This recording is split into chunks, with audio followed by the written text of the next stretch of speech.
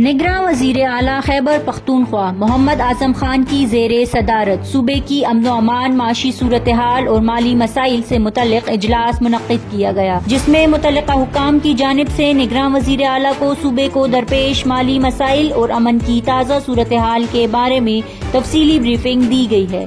اجلاس میں محمد اعظم خان نے صوبے کو درپیش مالی مسائل اور امن و امان سے متعلق معاملات وزیر اعظم کے ساتھ اٹھانے کا فیصلہ کیا۔ ان کا کہنا تھا کہ اگلے چند دنوں میں وزیر اعظم کے ساتھ ملاقات کر کے یہ ایشوز اٹھائے جائیں گے۔ اس کے علاوہ انہوں نے کہا کہ اس سلسلے میں وفاقی حکومت سے ہر ممکن تعاون حاصل کرنے کی کوشش کی جائے گی۔ صوبے میں آئے روز امن و امان کے بڑھتے ہوئے واقعات اور پولیس پر حملے تشویشناک ہیں۔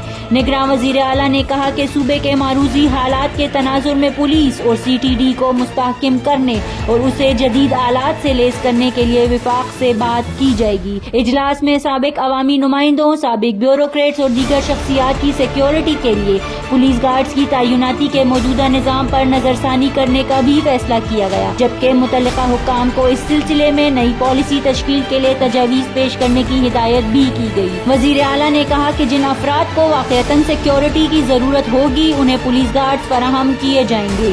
ان کا مزید کہنا تھا کہ سیکیورٹی کے موجودہ صورتحال میں ہم غیر ضروری پولیس گارڈز فراہم کرنے کے متحمل نہیں ہو سکتے۔ اعظم خان کا کہنا تھا کہ عوام اپنے ارد گرد شرپسند عناصر پر کڑی نظر رکھیں اور شہری اس سلسلے میں پولیس کے ساتھ بھرپور تعاون کر کے ذمہ دار شہری ہونے کا ثبوت دیں۔